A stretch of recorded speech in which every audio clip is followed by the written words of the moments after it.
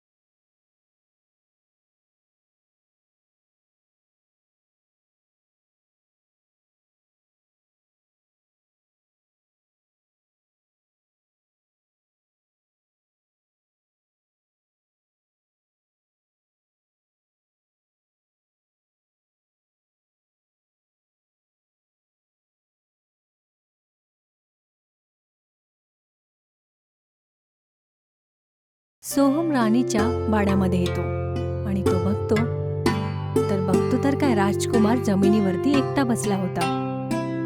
अरे, तुम्ही इथे एकटे का आहात? कुठे आहे मम्मी?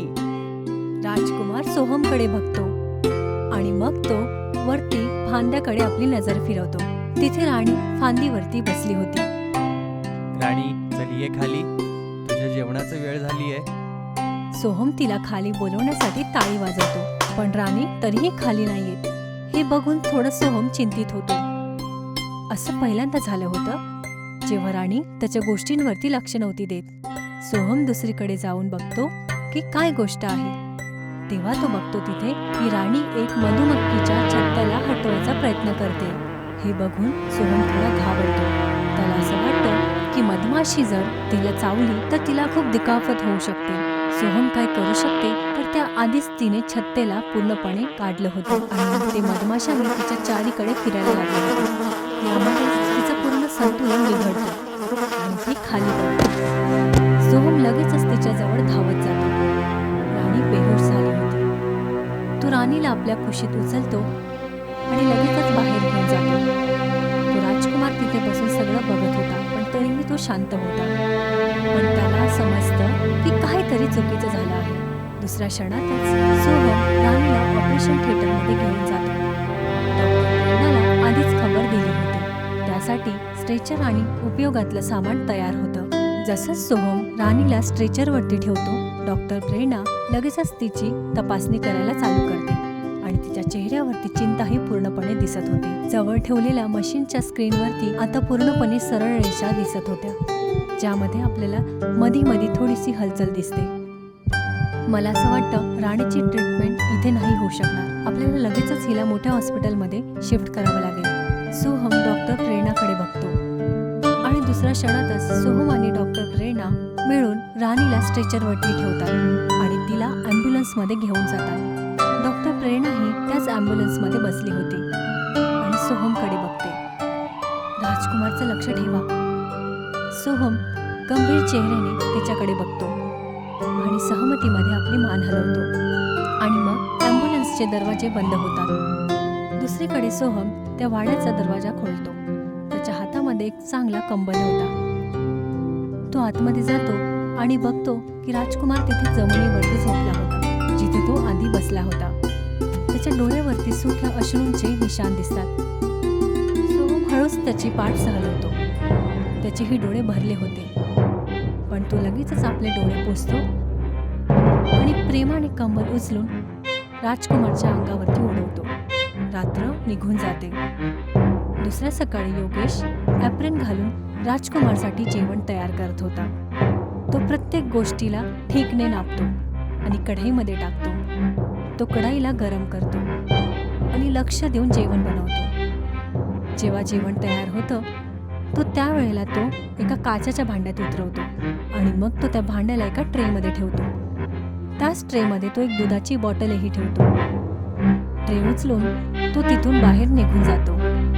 दुसरीकडे सोहम बसला होता. राजकुमार त्याच्या मांडीमध्ये होता. तेवढ्यातच योगेश हातामध्ये ट्रे घेऊन आतमध्ये येतो. आणि हे आलं आमच्या सगळ्यात स्ट्रॉंग साथीचं जेवण. सोहम वरती बघून योगेशकडे बघतो. योगेश आपल्या हातातनं ट्रे जमिनीवर ठेवतो. सोहम दुधाची बॉटल उचलून राजकुमारला देण्याचा प्रयत्न करतो, पण तो आपलं तोंड फिरवतो आणि मग तो त्याला जेवण भरवायचाही प्रयत्न करतो, पण तरी सुद्धा तो नकार करतो. दोघांनी कित्येक वेळा त्याला भरवायचा प्रयत्न केला, पण राजकुमार काहीच नाही खात. शेवटी सोहम दमून त्याला जबरदस्ती नाही भरवायचा निर्णय घेतो. दुसरीकडे डॉक्टर प्रेरणा हॉस्पिटलमध्ये राणीच्या जवळ बसली होती. राणी अजूनही बेहोश होती. डॉक्टर प्रेरणा तिच्या बाजूला बसून हळूहळू तिच्या पाठीवरती सहलवत होती. तेवढ्यातच तिथे एक डॉक्टर येतात. मी राणीची रिपोर्ट चेक केली आहे. ती एवढ्या उंचावरून पडल्यामुळे तिच्या जखमा खूप गहऱ्या आहेत. हिला इथे 1 हप्ता अजून ठेवावं लागेल. डॉक्टर प्रेरणा त्यांना बघून लगेचच उभी होते. पण सर, राणीचा एक छोटा मुलगा आहे आणि तो अजून जास्त मोठा पण नाही आहे. तो आपल्या आईशिवाय काही खाऊ पण नाही शकत आहे. तुम्ही चिंता नका करू. याचं सोल्युशन मी आधीच दिलेलं आहे. डॉक्टर प्रेरणा त्या डॉक्टरकडे बघते. त्यांच्या चेहऱ्यावरती उलझन पूर्णपणे दिसत होती. रात्रीला सोहम वाड्याचा दरवाजा हळूच खोलतो. तो चुपचाप आतमध्ये जातो, तर राजकुमार कंबलच्या आतमध्ये झोपला होता. सोहम त्याच्याजवळ एक चमकणारी लाल माकडाची बाहुली ठेवतो आणि त्याला बघून तो हलकाच हसतो आणि मग तो तिथून निघून जातो. राजकुमार कंबलमध्ये शांत झोपलेला होता. दुसऱ्या सकाळी सोहम राजकुमारसाठी जेवण बनवतो. योगेश त्याच्या मागे बसला होता आणि शांततेने बघत होता. सर, राजकुमार तर काही खातच नाहीये, तर मग तुम्ही जेवण का बनवत आहात? सोहम मागे वळून योगेशकडे बघतो. काल रात्री माझी डॉक्टरांसोबत बोलणं आहे. त्यांनी काही करायला सांगितलं होतं, ते मी केलंय. बहुतेक आता तो जेवण करेल. योगेश सोहमकडे जिज्ञासाभरी नजरेने बघतो आणि त्याच्या चेहऱ्यावरती हलकसं हास्य होतं. सोहम आणि योगेश त्या वाड्याच्या आतमध्ये जातात. योगेशच्या हातामध्ये खाण्याचा ट्रे होतं. ते बघतात की राजकुमार लाल माकडाच्या बाहुलीजवळ बसला आहे. तो बाहुलीला शांततेने बघत होता आणि खेळताना त्याला हात लावून समजायचा प्रयत्न करत होता. हे बघून योगेशही हैराण होतो. त्याच्या चेहऱ्यावरती हलकसं हास्य येतं. सोहम दुधाची बॉटल उचलतो आणि समोर चालून आपल्या घुटण्यावरती बसून हसत त्या बॉटलला राजकुमार जवळ देतो. राजकुमार वरती नजर फिरून त्यांना बघतो. सोहम त्याच्यासमोर बॉटल पकडतो. यावेळेला राजकुमार लगेचच समोर वाकून दूध प्यायला लागला. त्याच्या चेहऱ्यावरती हलकसा हास्य होता. सोहम हळूहळू बॉटल पकडून त्याला दूध पाजतो. जेव्हा अर्धी बॉटल संपून जाते तर राजकुमार थांबतो आणि सोहमकडे बघायला लागतो.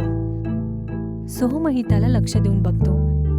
तेवढ्यातच राजकुमार त्या बाहुलीचा हात पकडून सोहमला दाखवतो. सोहम लगेचच समजतो की राजकुमारला काय पाहिजे. योगेश पण हे सर्व बघत होता. सर, आता कमाल झाला. बोललो होतो ना, हे खूप समजदार असतात. सोहम त्या बाहुलीला उचलतो आणि असं करतो की जसं तो तिलाही दूध पाजत आहे. हे बघून राजकुमारच्या चेहऱ्यावरती हलकसं हास्य येतं. त्याच वेळेला तिघांच्याही चेहऱ्यावरती हास्य होतं आणि मग सोहम बाहुलीसोबत त्या राजकुमारलाही दूध पाजतो. योगेश त्या बाहुलीच्या मागे बसतो आणि तिला गटपुटलीसारखं हलवून राजकुमारसोबत खेळायला लागतो.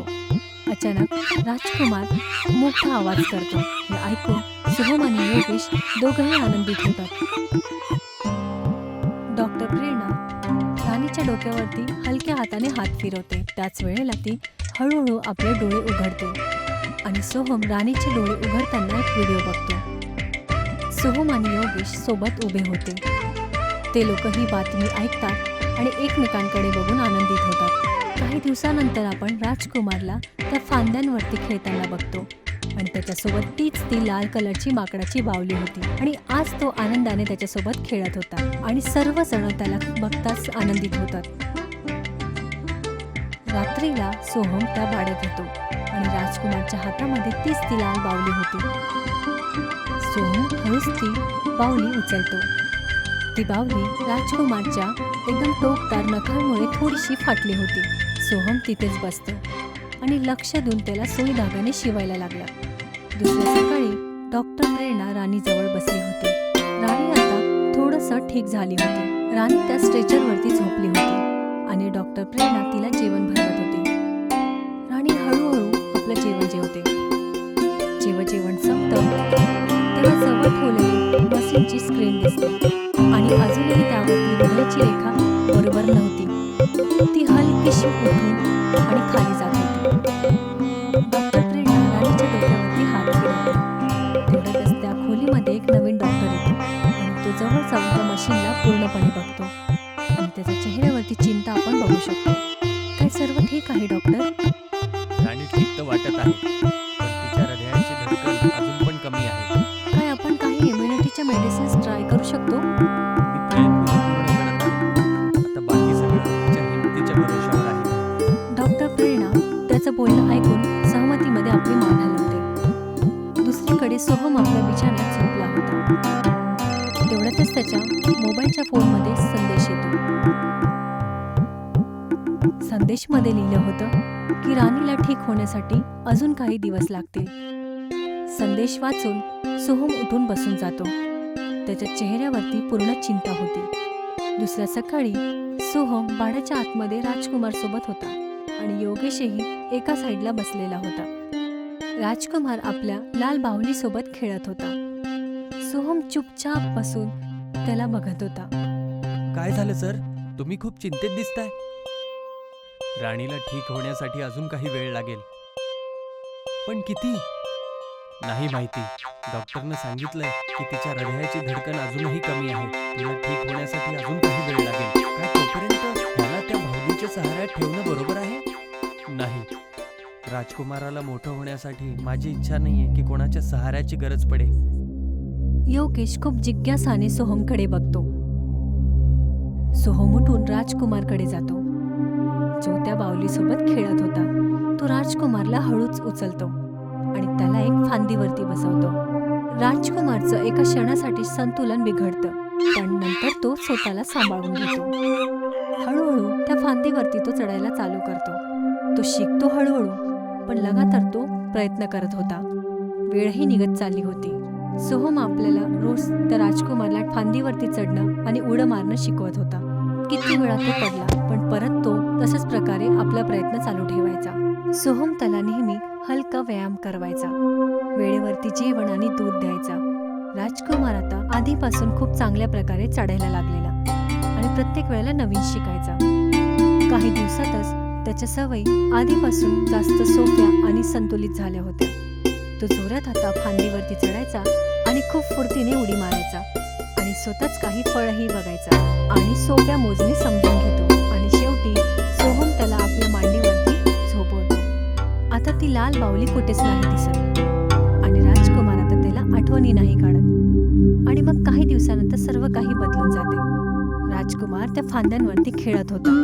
तेवढ्यातच त्या वाड्याचा दरवाजा उघडतो आणि आतमध्ये एक ओळखणारी आकृती येते आणि राजकुमार फक्त तिला बघत जातो आणि लगेच तो ओळखतो की ती तिची आई राणी